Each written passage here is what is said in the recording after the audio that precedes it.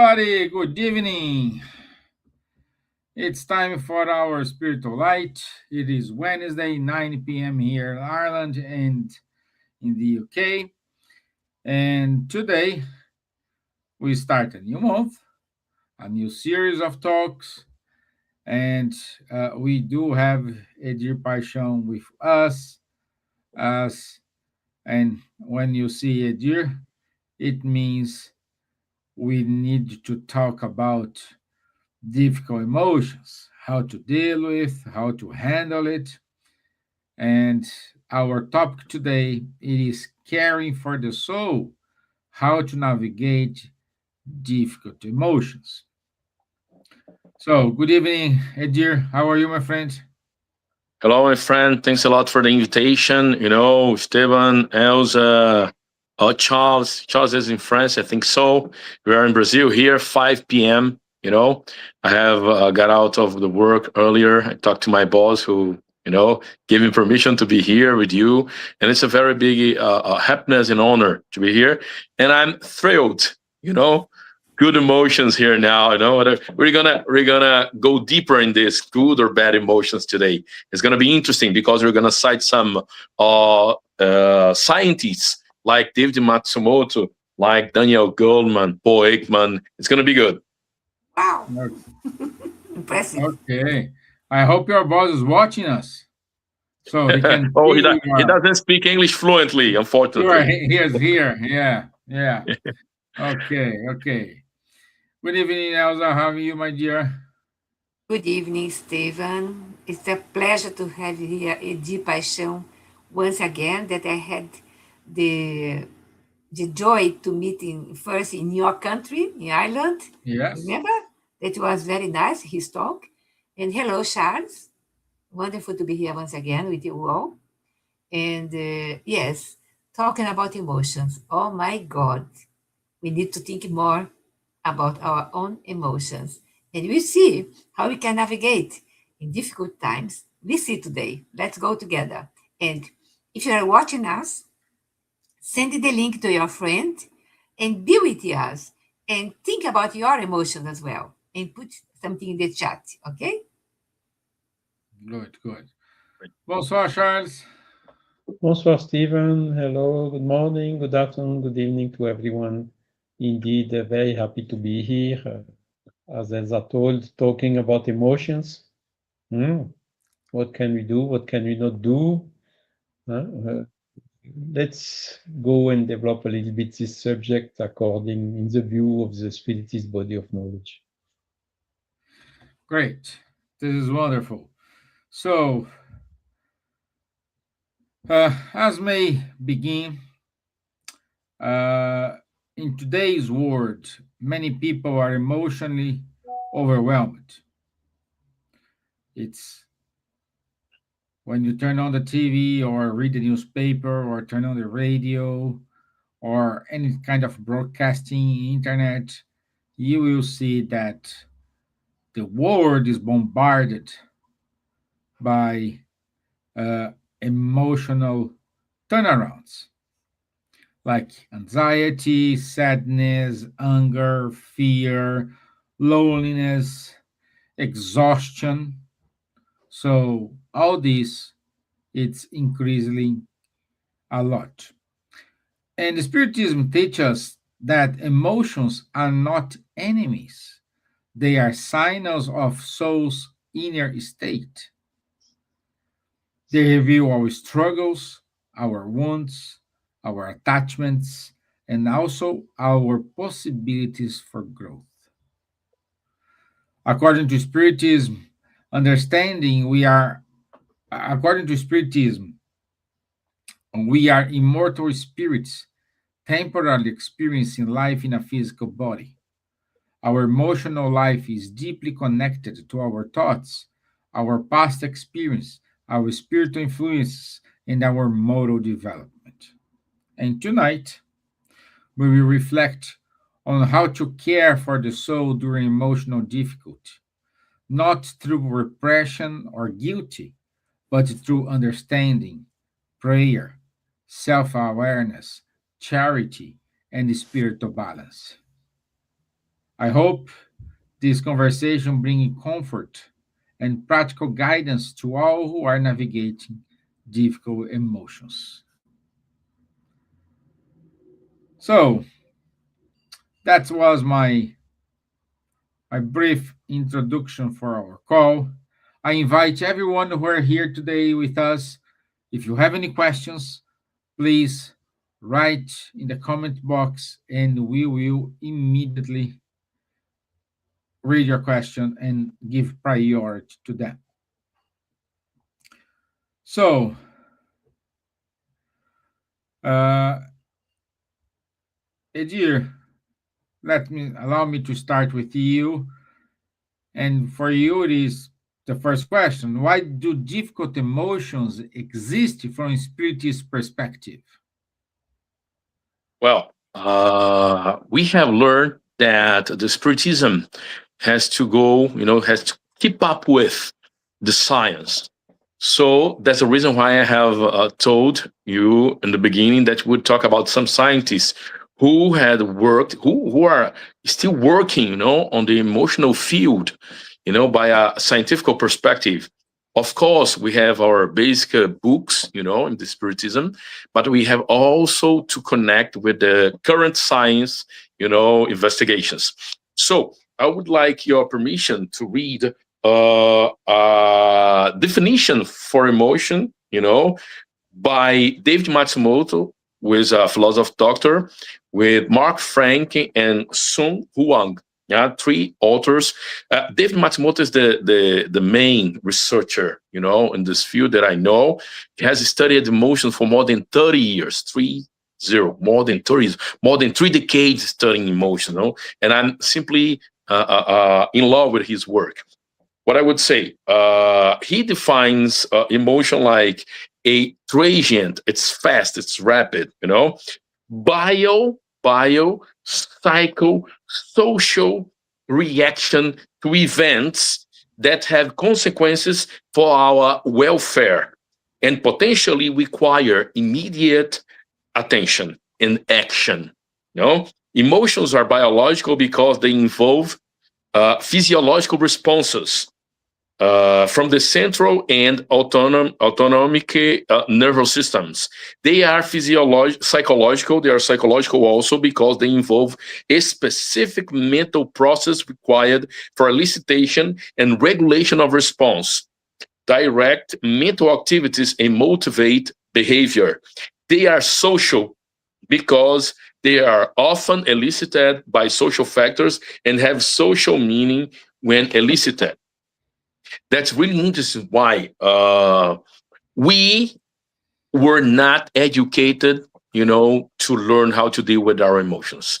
If you have studied in the high school, in the kindergarten, or even in the university, please tell me now, because I talk to many psychologists around the world, and more than 90% of them tell me that they haven't studied profoundly emotions at the university and the superior level of education, So I think a lot, not only Dr. David Matsumoto, Mark Frank, Huang, but also the great Daniel Goleman. Paul Ekman is also a great author in this point of view. And what I have learned, that the emotion in it, as you have told us, that Spiritism has a different perspective about emotions. The emotion in itself, it's good, it's useful, because emotions can protect us. Because what happens in the evolution of human species, we have guarded against many risks in nature, and we have developed, those emotions so that we could act very fastly, very rapidly. Fast response with minimal conscious or no conscious, sometimes involuntarily, automatically. For 5 seconds, we leave the emotion and we can react. I would like to tell you, so when we are not educated, about emotions, we can live the emotional experience in a bad way. So you're gonna think the emotions are bad, but let's see what I'm going to tell you now. There is a very good writer, named Arun Gandhi. Arun Gandhi is the grandson of Mahatma Gandhi. And he wrote a book named The Virtue of the Anger. Anger is one of the most, one of the main emotions we can have. Anger is going to create in us energy so we can fight. But Arun Gandhi is going to teach us in his book that I cannot kill someone if I'm angry. I can channelize, I can redirect the energy of anger to positive, to good construction, to build good things. That's wonderful, I don't know if Elsa remembers when we had a training with Arun Gandhi, I think it was 2020, online. 19? 19. It was amazing, because we have learned that the emotions are not our enemies. But when I don't understand, when I don't know how to deal with my emotions, I can have bad experience with emotions, and I can look at this in a negative, in a bad way. But when I understand that even anger, because many people, they demonize, they think anger is totally bad. But when we learn how to channelize, how to put this energy created by anger to positive things, we're gonna have a very good experience with, our emotions. Mahatma Gandhi had, worked wonderfully in India. He said, it's recorded in his film, his biography that was filmed and got 8 statues of Oscar. He said there, sometimes I'm angry, sometimes I hate, but I do not kill. I do not use aggression or violence. I get this energy to work for the freedom of India, to help people, to help my country. That's amazing. And if you don't know, there is the nonviolent communication, by the psychologist Marshall Rosenberg, and the person who writes the preface, who starts presenting, introducing, the book is Arun Gandhi. Arun Gandhi is the guy who's gonna, present the book. So that's amazing. I would like to start this, saying this scientific knowledge about emotion. And to end this first part, I'd like to tell you that sometimes we think, for example, disgust. Disgust is not good to feel, but it can help us. It can be useful. I'm going to give you an example. Let's think that we're now in Europe, maybe in England. We have a party, we are together talking happily. And there is a child, 2-year-old boy, that comes to get together us.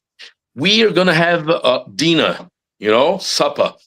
And this boy, 2 years old, very young, he can see an apple, very beautiful and red apple on the table.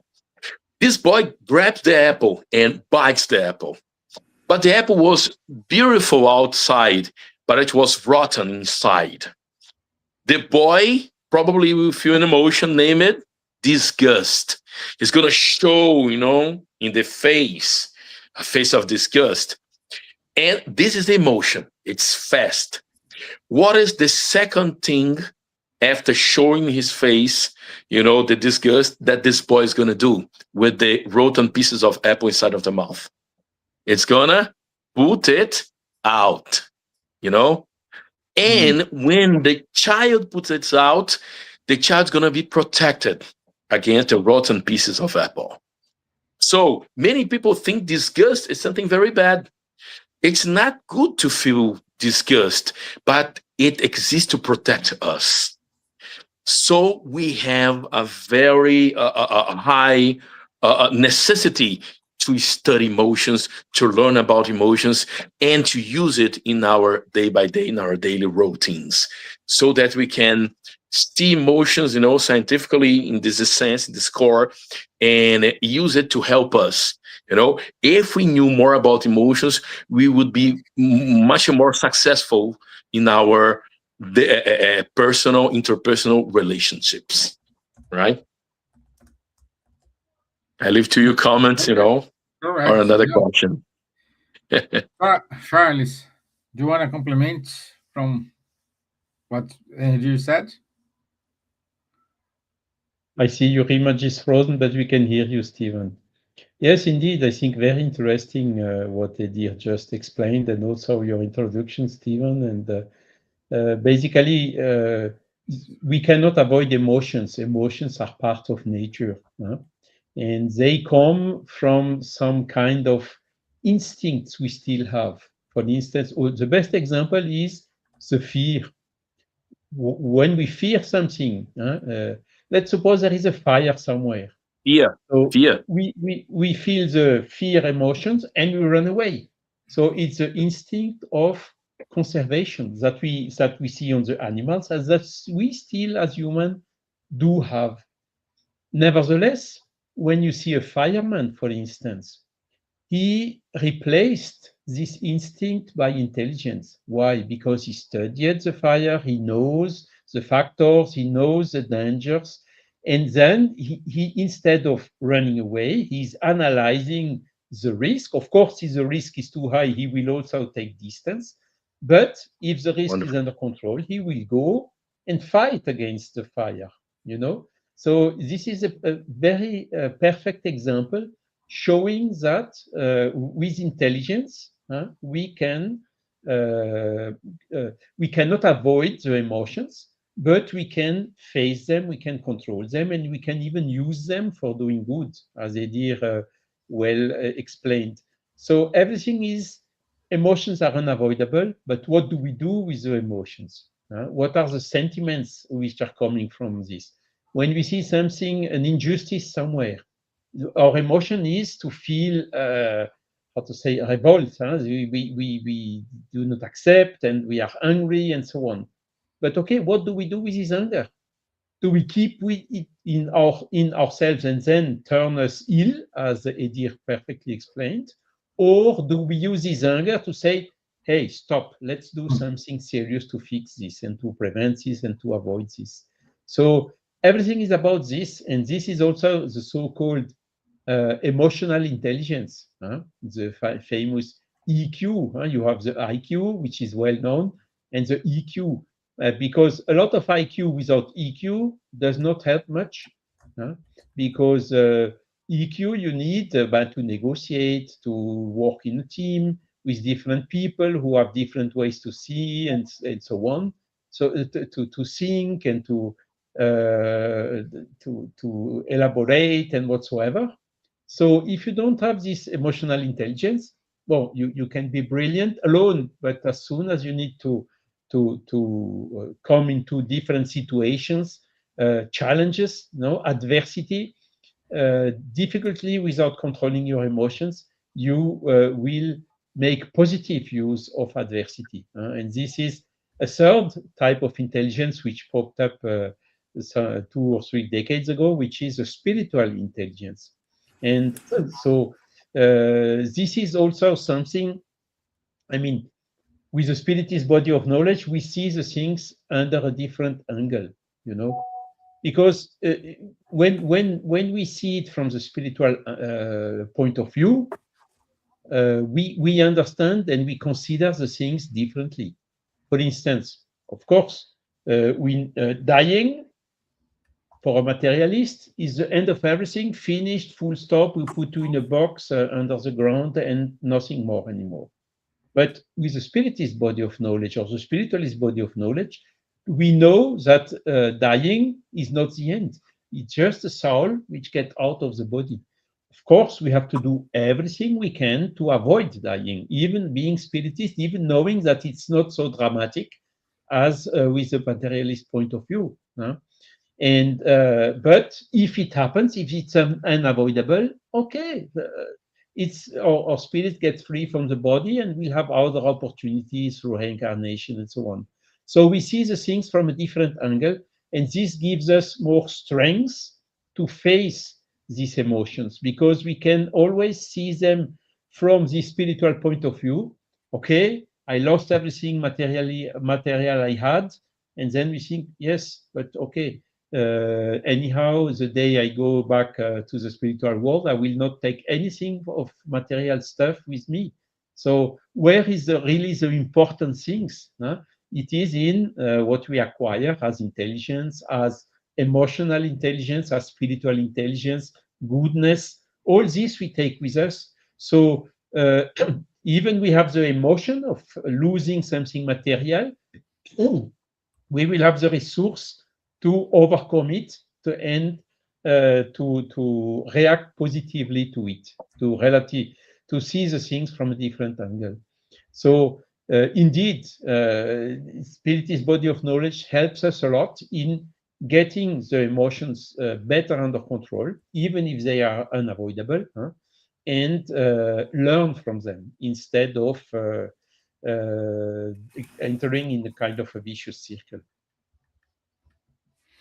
Great, Charles. I thought just one comment. I thought it was really interesting when Charles was talking about fear, because I'm a firefighter. I'm a fireman. And sometimes I have to fight. To put out fires. And I have remember the philosopher Aristotle, who told us that if you have too much fear, we're going to be paralyzed. When we see something very risky. When we have no fear, we can lack prudence and we can risk too much. So he's going to say that the balance is in the middle. It's really interesting. How can we get this balance? Training, condition. Psychologically, I would say we use fire departments, conditioning by B.F. Skinner, a psychologist, operational conditioning. We train so that when we see the situation, we can work even if we fear. But you were wonderful when you said, if it's very high level risk, we can use other strategies. We're not going into, for example, a building collapsing if we are sure it's going to be, collapse. But there are ways I can risk. I'm not sure it's going to collapse. Okay, I can risk. There is a measurement in this condition, the experience. So that's wonderful. And let's remember, being, afraid of something is not a problem. As long as we don't get paralyzed, in front of the risk. When we train, when we learn more about our emotions, we're going to deal very good with those emotions, and we're going to pass to another level of life quality, in my point of view. All right. Sorry, Stevan, I stopped you from talking. Okay, but now, otherwise I would forget. Okay. Thank you so much. It's brilliant. The context you gave is brilliant, because having fear is okay. Being paralyzed by the fear is not okay. Yeah, I like the context. My dear Elsa, do you have any addition? I remember right now that Vanessa Anceloni, Dr. Vanessa Anceloni, the one that founded the Allan Kardec radio and the Spirits magazine, so many good things. She also founded the School of Emotions in Virginia, United States. Great. It's really great. So she did it. The first lecture was, I think, 2010 in Valencia, that I was so impressed, because if I am a person that fear everything, and sometimes I fear, that it would be good to do a school to learn how to deal with our emotions, as you said before, balance. For everything should be a balance. Otherwise, we can be in more trouble than the fear. And I was reading and preparing something when I saw the lecture or the theme. And so I always bring the Spiritist point of view and with Joana de Angelis that help us in this part of emotions, etc. Joana de Angelis is always teaching us self-knowledge. Self-knowledge is part of our how we deal with our emotions as well. No? From a Spiritist perspective about the emotion, difficult emotions are not seen as a punishment, as Charles pointed, but as opportunities of to grow. And according to Kardec, the human being is an immortal spirit undergoing a process of evolution. So, of course, we have instinct, we have intelligence, and instinct help us to conserve our life, as instinct of feared or you see a imminent problem or car crash, you can organize yourself immediately. That is good, how to deal with that. And the emotions are part of our journey. And that's it. Né? It reflects our inner state and our level of moral and emotional development. So I think Charles and myself, we stayed together in Switzerland when Dana Zohar, she was talking about emotion and about the point of God in ourselves. So we have our intelligence, we have the law, the divine laws inside ourselves, in our conscience. So it's not easy to understand how this work, but it's something instinctively you know. If you if you don't ask me about God, I know. But if you don't, if you ask, I don't know. So it's something like that. We never know when we need to put in practice our emotion about fear, as you said, have to be balanced, and other things. And the importance, that, let me see here what Joana de Angelis brought to us. Also to Chico Xavier, Joana de Angelis, Divaldo Franco, explained that psychological conflicts are deeply connected to the spirit's past experience and unresolved tendencies. So these emotions are like signals, indicate where inner work is needed. So if we try to know ourselves and deal with our emotions, for example, I I am panic when I have to buy flight tickets because I always do something wrong. Or I go to the airport and I did something wrong. I have to buy another ticket in the moment because I have to continue with what I'm doing. So I panic. I said, no, I don't buy it. I don't, but someone have to buy for me.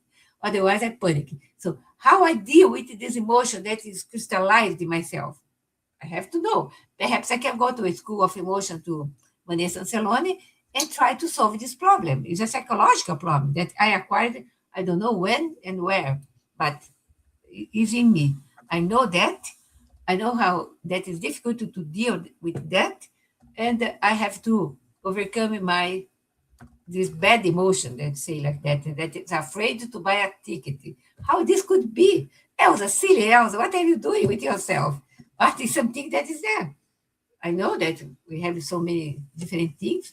I don't criticize other people that have similar things because I know how I am. No? Try to solve this problem with myself. Okay, only that. Open my heart now. Great. Wonderful. Wonderful. So, Jefferson Faria, good evening. Marco Davis, good evening, my friend. So good to have you here. Let me see who more. Hernani Mariano. Good evening, and other people who I cannot see their names. Again, if you have any questions, please let us know right in the comment box and we give priority to them. Dear Elsa, can spiritual influences intensify emotional struggles? For sure. Yes. Okay. Always bringing us a spiritist perspective. Né? Spiritual influences can indeed intensify emotional struggles. In the Media's book, the most important compendium book or encyclopedia of mediumship studies, mediumship in any format of work or whatever or language, is well explained in this book that Kardec organized the way that we have now as this encyclopedia. Is the only study totally organized that we have in the world until today is a spirit book about mediumship, spiritism, mediumship, or mediumship in general. Né? So Allan Kardec explained that we are constantly in interaction with the spiritual world. Wherever we go, you don't hide yourself, never. We are interacting. Né? Thoughts and emotions create a kind of vibrational field that attracts the spirits in harmony with our inner state. If you are angry, if you want to vengeance, or if you conserve this emotion with you, you will be attracting spirits in the same vibrations that make you even do more than you are thinking to do. And later on, you said, "Oh, I didn't. Why I did it so much? I could not do that. Why I did that? Because you let you be guided by these inverted commas spiritual friends, yeah, bad friends. Okay, this means that when we are experiencing prolonged sadness, anger, or negativity, we may attract the spirits who share similar feelings. And this is what Spiritism refers to as spiritual influence, okay? Or, in more intense cases, obsession. So we have to know ourselves, yeah? As Joana de Angelis teaches us, know yourself in order to deal with your emotions, your vicissitudes, your virtue, etc. né? However, saying Kardec, it is important to be very balanced and in understanding this. Spirit does not place all responsibility on spirits. I said, no, they are influencing me, so I did because they. No, I did because I put my force in it. So, and Joana de Angelis explains that the primary origin is always within ourselves, our thoughts, our tendencies, our emotional patterns. Spiritual influences may intensify what is already present, but they do not create it from nothing. It comes from us. In the same way, positive spiritual influence also exists. Yeah? Emotions, good emotions, emotion of love, emotion of care, not too much, not too low, balanced always. Yeah? Do something. If I started crying, it's not good. But I can cry, I can be sad, but not go into depression because I violate my emotion of sadness. I go too much. So things like that happen, and there are more things to do. Always prayer. When you are in not know how do things, how to deal with something that unexpectedly comes and unexpectedly comes to you, hold yourself a little bit and pray. You can connect. A prayer doesn't mean you have to do 5 minutes prayer or whatever. It's prayer is a connection with the divinity that help you to be guided to the right way to deal with these emotions. That. Okay. Okay. Edir? Uh, uh, I would I like can I can see to you want, you want to add something. just one comment. Very interesting. In the book, by Daniel Goleman, Emotional Intelligence, he's gonna say when two human beings they meet each other, we most of times have emotional transmission. Sometimes, if I full of joy, you can be, also feeling happy because there is this emotional transmission. Of course, when we are educated, we can avoid, sometimes when the emotion is something not, enjoyable to feel, we can, separate things. But there is the influence, and if Daniel Goleman admit scientifically that if I'm very sad, I can influence other person to be sad too, for example. Or if I'm, Yes. full of joy, if I'm happy, I influence other person to be happy too. If we believe in the spirits and if there is a contact, approximation, if a spirit gets closer to me, of course there will be interaction and there will be emotional transmission too, you know. But I liked a lot when Elsa said that the prayer, for example, is going to help us. Meditation, prayers, that we can have our balance, that we can, trying to be in synchrony, in harmony, only connection, only with positive, emotions and feelings, So it's really interesting by this perspective too. Just this. Edir, you said something important. Uh, if I am not balanced and I will help someone who is asking for help, in my opinion, first of all, if in a team like you as a firefighter, you should be the first one to raise your hands and say, "Guys, I'm not able to do this job today." Sure. For sure. So For you sure. need to have this perception. Yes. Yes. And I sometimes I ask when I train, firefighters throughout Brazil, out of Brazil too, you know, and many times when we are gonna have trainings and we are having intervention with people in crisis, I will ask, whose are the most important emotions? The victim's emotions or the firefighter's emotions? You know, Firefighters. many of them will answer the victim's emotions. Oh, no, no, no. The firefighter's emotions, because if you are not good, you know, we will Yeah. not be in condition, in position to help, the victim. And I totally agree with you. If I'm not fine, I have to be the first one to raise my hand and say, hey, I cannot do this work now because I'm not in the position, not in condition to do so. That's very, very important, to have the perception and to be humble enough to Exactly. understand that we Exactly. are human beings, that we have our limits, that we are not perfect beings. We are human beings. We have our limitations, our limits, and we have to respect it and respect the victims too, because if I'm not fine, I can cause harm, more Yeah. harm to those victims. So this is something very important to be said. One example here. I also work, training people with negotiations, policemen mainly, you know. And when a policeman or policewoman is going to negotiate with a person who is in conflict with law, you know, we can discover during the main aim of negotiation is to solve conflicts without violence, without the use of force, without enforcing people. It's one of the main aims, of negotiation. And when we're going to start a negotiation, we do not know the whole history of that person.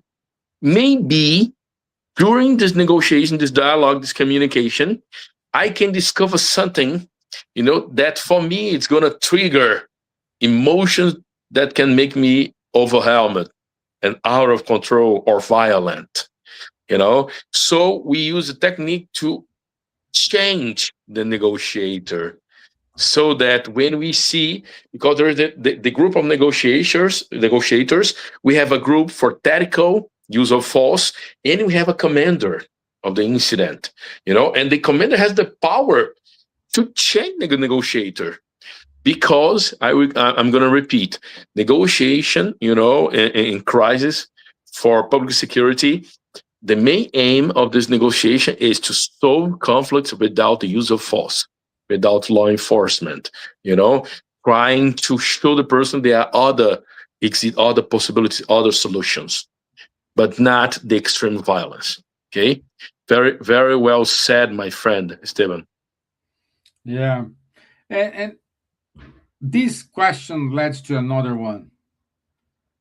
If it's only me and the person, I am not balanced. What I need to do? Very good question. You are not, I'm going to repeat once more. If I'm not in the position and conditions, I can cause more harm. So I avoid Yeah. But I starting, don't have option. I don't have intervention. anybody. Just me and the person. I have to ask. You don't have anyone now, but you can dial 911. I don't know the number, in France, in Ireland, in Brazil, it's 913. But in my town, Fortaleza, if you dial 911, they're going to direct you to the police station and the firefighter station. It's interesting because Yeah. we receive many tourists here in the town, So I thought it was very smart strategy to make our public phones, Yeah. to connect with our center for help, people in the public safety. And if you are not going to, in my point of view, you ask for other person to help you. Why, my friend Stevan? If I'm driving my car and if I find the person who was ran over, car accident, the person was ran over, the driver, escaped, abandon the victim there, in the middle of the road, and it's only you and that person, Stevan. Yeah.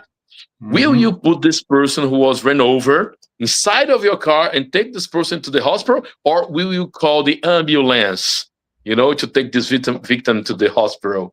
Because if I put this victim who was ran over inside of my car, I can break some bone, I can cause more harm, you know?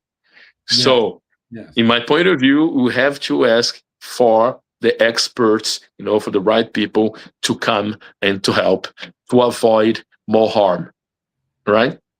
Correct. Correct. Correct. Charles, you want to say Thank you. something about this? Other perspective or point of view? Yeah, I mean, fully right. Again, it's a question of intelligence. If you don't know what you are doing, in case somebody is injured on the ground, you, of course, if it's really the person is under the water, you try to put it out of the water. This ultimate emergency, let's say so. But otherwise, you rather call the people which are how to say, Mhm. which have the know-how of what to do, how to do, what to check, and so on, to do it safely. But interesting also is what Elsa developed, this spiritual aspect of the things, of the emotions. The spirits are amplifying our emotions in the good direction Very good. or in the wrong direction. And this is also why, in the Spiritist body of knowledge, Kardec established a scale of spirits and how to recognize these spirits. Do they have good intention or not? And if you are harassed by spirits with bad intentions, how you get free from that? Huh? All these questions are absolutely key.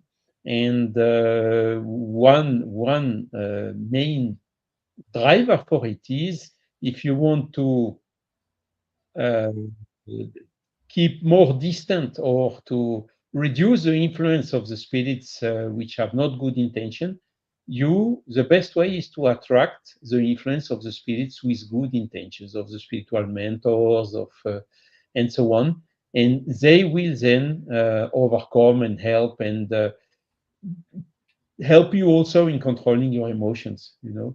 And then this is also important to know, that it's not only a question of just intelligence, it's also a question of what's happening around us in the spiritual world.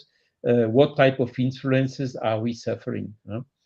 And I think even this, we talk about the spiritual realm, but it's also in the physical realm now, because the information we are bombarded 24 hours, 7 days a week, is highly impersonal. We also don't know or see immediately what or who is behind it. And again, we talked about fear. Fear is one of the biggest lever used by the people who want to manipulate you or to push you to do something they want and which is not good for you. Great, So, Charles. Let me tell you something that I share with my friends, colleagues, firefighters when we train. I used to say, any help doesn't help. Any help does not help. Only the right help is gonna really help. It's really interesting. And talking about the spiritual and the spirituality and in our beliefs in the spiritual world. Elsa told us, the power of prayer. And when I go, I can have my prayers in my mind. I'm not obligated to to speak them out and loud. We can also, else, do you agree with me, have our silent prayers in the mind in order to respect somebody else's beliefs too. Because I believe in the spiritual world, I believe in reincarnation, I believe in the spiritism, I believe in God, but sometimes we have victims who do not. And we won't have conflicts with those victims. But my inner environment, in my mind, I always pray and I ask God's protection and help and the spirituality help to do my work. It's gonna calm me down. Things are gonna be easy. I'm gonna be more confident with that. We have a philosopher here in Brazil. He was graduating history too, named Leandro Carnal. He doesn't believe in God, but in one of his books, he says, I do not believe in God, but I believe that when one person believes in God and have his prayers or her prayers, the person is going to help himself or herself, and helping himself or herself can help other people. Really interesting, really interesting. Yes. Can I say something, Steven, quickly? Sure. In 2023, I met for the first time Dr. Harold Koenig. He was speaking in São Paulo, the International Spiritist Medical Association Congress. And it was the first time that I listened a doctor saying that when he was about to do surgery, operation, he always prayed before, of course. And when he was about to clinically receive some medical things for the patient, he always prays as well for the diagnostic, etc. And it was the first time that I saw the doctor connected with the spirituality. He wasn't, I think, a Catholic. He was a evangelical church, I don't know.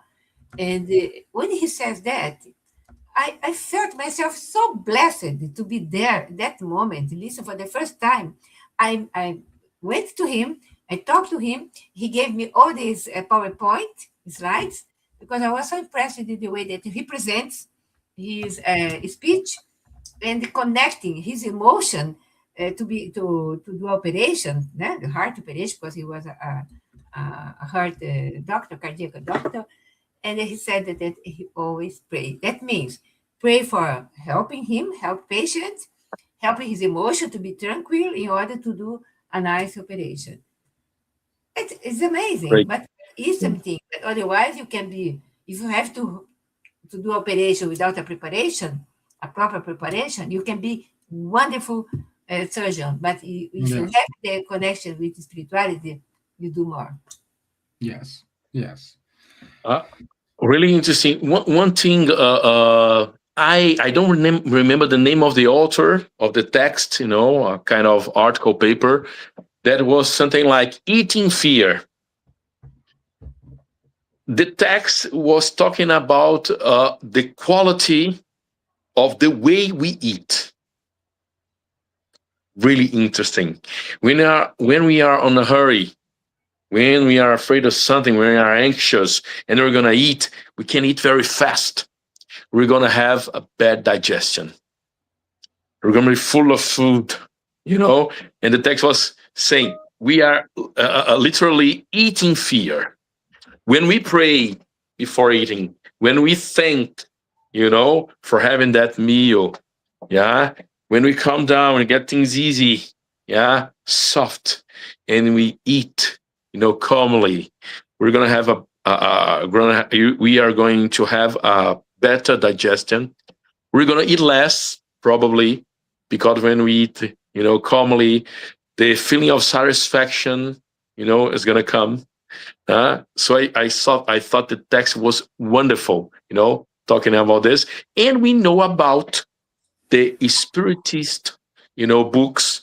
And it's a book it's by André Luiz, that he was saying that in a spiritual city, before eating there, they would pray, before eating. And there is a positive energy, to the environment and to the very food. I thought that was really interesting too. It's a way to use our emotional intelligence too, to easy, calm down, and take advantage of this wonderful moment that is, having our meals, breakfast, lunch, dinner. And when we have this with other people, in harmony, and to have a prayer before this, when we have the possibility in family, for example, or at the work, you know, things are gonna come down. We're gonna have more good feelings with our emotions. Sometimes we talk, you know, and we eat less, we eat calmly. It's gonna be good to our body. Really interesting. Okay. Thank you, my friend. Um, Also, I wanted to say good evening to Lou VM. And Marco Davis wrote, those emotions is controlled by education, by our own, by our own wish. It's pretty difficult because we bring our old man into our spirit. Emotion, it's all kind of addict to kill, to drink, to sex, to be corrupted. Marco, yes, that's the, I would say that's the aim of our incarnation. We need to get rid of those difficult moments, of these imperfections. That's the aim. Otherwise, if you don't have any difficulty, if you don't have, sorry, you took the wrong bus and you get off the wrong planet. So we need that in order to evolve. And thank God we do have people like you, Edir, who studied and help those people. So we need to be very, very cautious, because going through these difficulties doesn't mean we are not evolved. We are in process. Like a diamond. You need to you need to brush, you need to a lot of process until you see the diamond. The diamond, the pearl in the oceans too, Or not the exactly. pressure, to become a pearl.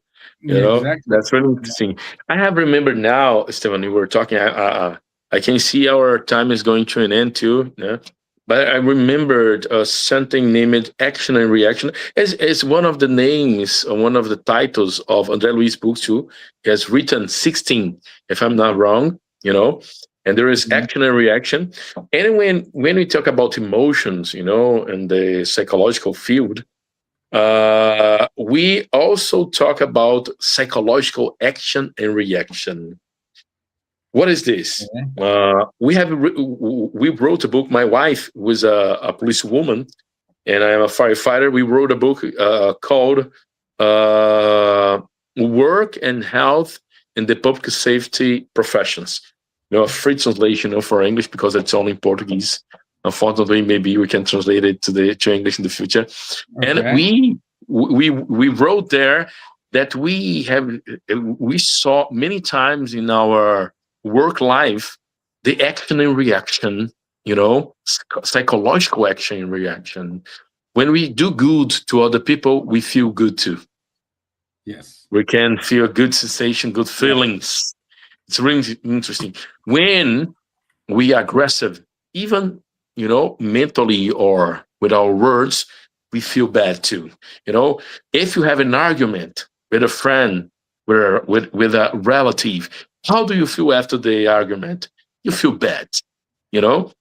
And I remembered now of a book. I read this in Portuguese. Maybe in English can be called "How to Make Friends and Influence People" by Dale Carnegie. Yes. And Yes. This is he, an he old asked, book. yeah, more than 50 million books sold, around the world. In this book, he asks, "What is the best way to win an argument? How can we succeed at an argument?"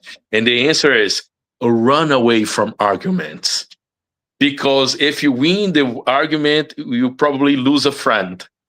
And if you lose the argument, you lose, things. You can get angry. It's not good for anyone.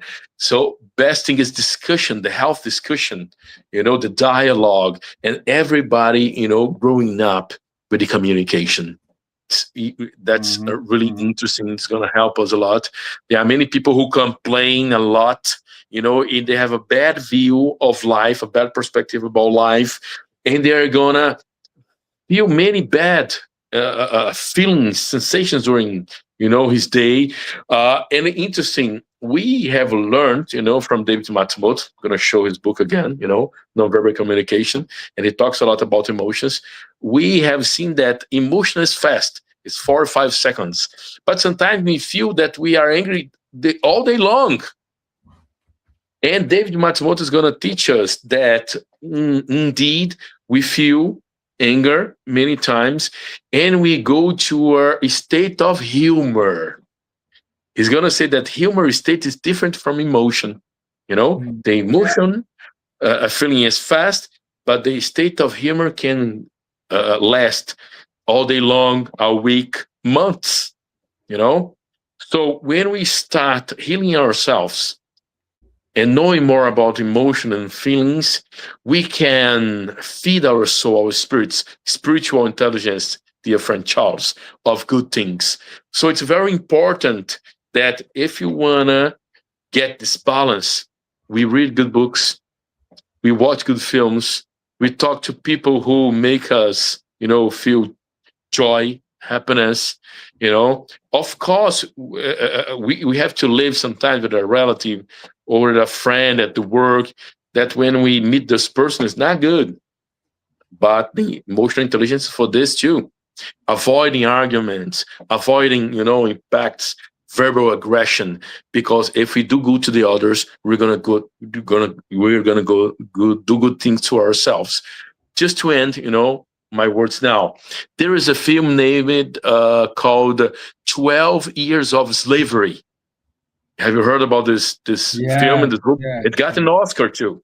In this book, there is in this book there is a main character named Solomon. He was a free black man in the north of the United States, and he was promised a job in the South. But there was a problem in the United States by that time. United Kingdom has forbidden, slave trade in the oceans, because the United Kingdom had, started with the machines by, in the industrial world, and the United Kingdom needed, markets to buy machines and so on. Yeah. And this Solomon, this guy he played the violin. He was very, intelligent, educated person, and he was promised a job in the South. But in fact, he was, like smugged. They put some kind of medicine in his drink, and he was, he fell asleep, and he woke up inside of a train, and in chains, and he was enslaved. And he goes to a farm. In this farm, he met a person who was in charge to hit the slaves, to get a whip, and to be violent, to punish them. What happened to this person? This white man becomes addicted to alcohol, to get anesthesia, to support, to bear the violence of his work. It was called work by the time. It was legal in the United States, like in Brazil and many other countries. What happens? This guy suffers a lot, and he asks to be fired of the farm.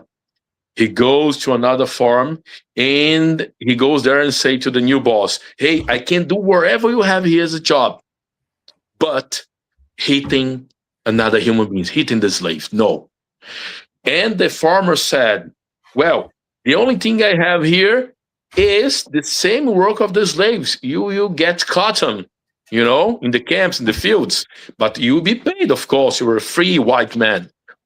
Okay, I accept this." And he starts working this farm. And Solomon know this guy, and asking, "Why have you changed? You went from a place you were earning much more money, and you came here to do the same work we do, receiving less money, sleeping on the floor, eating the bad food we eat." And the white man says to him, "I'm I'm in balance. I'm not suffering like I used to suffer because nobody can hit another human being without hitting him or herself. When hit other people, hit ourselves. This is action and reaction, psychological action and reaction. I'm gonna advise you another movie so you can confirm what I'm saying. Another movie based on true facts, which is the American Sniper. And a sniper shooter who worked in Iraq War. And there he killed 116 people, but he became traumatized. He got depressed. He developed the post-traumatic stress disorder. He started hearing voices. He was haunted, with thoughts, with visions of the dead people that he killed. He was considered a hero in the army. His colleagues, his friends in the army would praise him as the best shooter they have met. But inside, he was totally destroyed, because nobody can hit other people without being hit too. This is action and reaction. We call it in the book I wrote with my wife, psychological action and reaction. And Spiritism, Christianity, they say they say the same thing.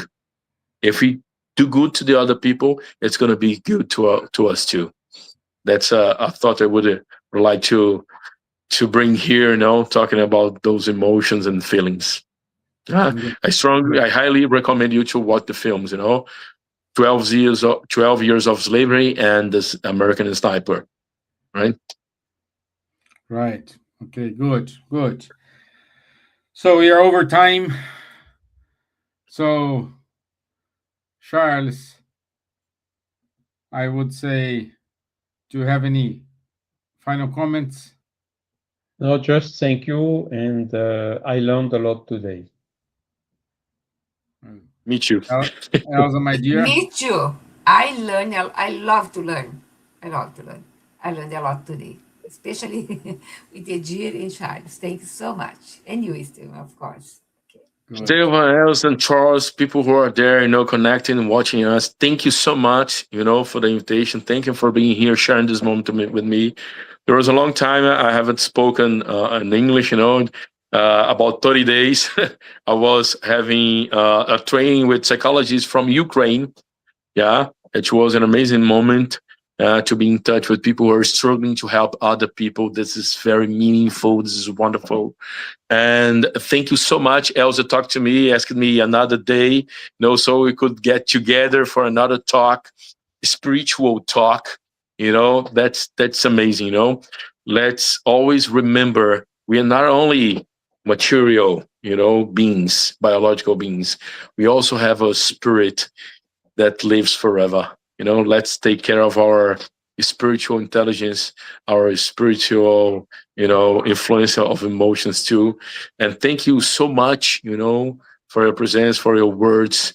And let's go ahead with faith, with hope, and serving to save. Thank you so much.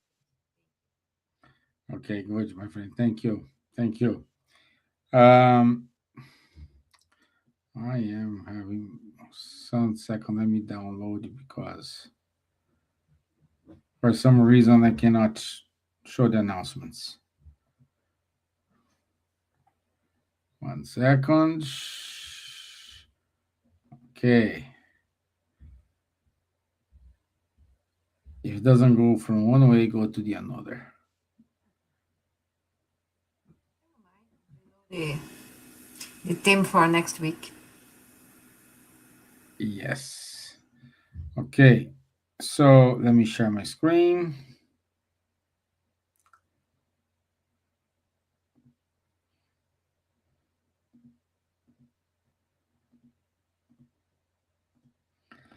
Okay. So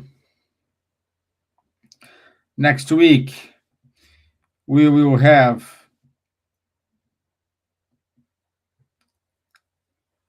come on.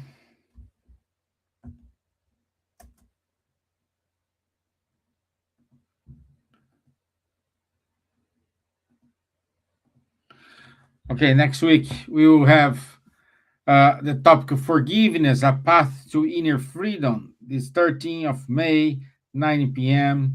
I invite everyone to be here with us.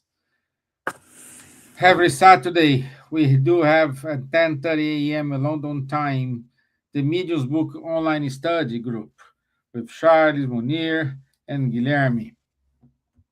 Every other Sunday, we have Joana de Angelis study group from 8:30 p.m.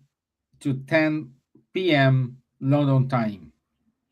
If you have more details, contact our friend Fabrício Assunção, and you can see his contact on the screen.